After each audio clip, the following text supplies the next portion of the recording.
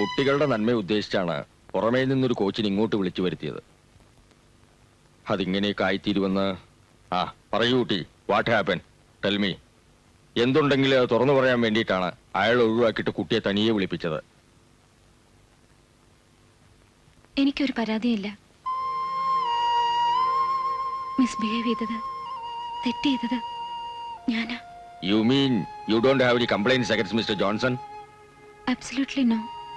ഇനി ഇങ്ങനൊരു തെറ്റുണ്ടാവില്ല. എന്നോട് ക്ഷമിക്കണം.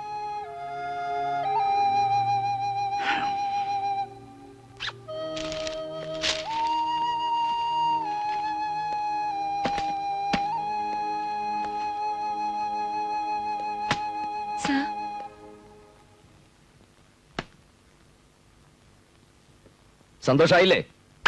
I am leaving.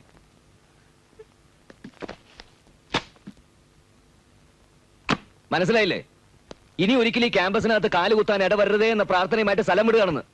തൃപ്തിയായല്ലോ? സാറ് ക്ഷമിക്കണം. കോച്ചിങ് തുടങ്ങിയ അന്ന് മുതൽക്ക് സാറ് കർശനമായിട്ട് ഓരോന്ന് പറഞ്ഞതും ശകാരിച്ചതും തെറ്റായ ആംഗിളിലൂടെയാണ് ഞാൻ കണ്ടത്. വൈരാഗ്യം തോന്നി. വരും വരാകളെ കുറിച്ച് ഓർക്കാതെ ഓരോന്നൊക്കെ ചെയ്തു. അത് ഇത്രയും വലിയ ഒരു തെറ്റാകുമെന്ന് എന്ന് സ്വയം തോന്നിയിട്ടുണ്ടെങ്കിൽ നല്ലത്. കാരണം ഞാൻ പോയാലും എന്റെ സ്ഥാനത്ത് മറ്റൊരാൾ വരും. അയാളോടെങ്കിലും ഇതൊന്നും ആവർത്തിക്കാതിരിക്കുക. സാർ പോകരുത് പ്ലീസ്. പോയാൽ എന്നോട് ക്ഷമിച്ചില്ലെന്നല്ലേ അർത്ഥം? ആ ശാപം ബാക്കി വെച്ചോണ്ട് പ്ലീസ് സാർ പോകരുത്.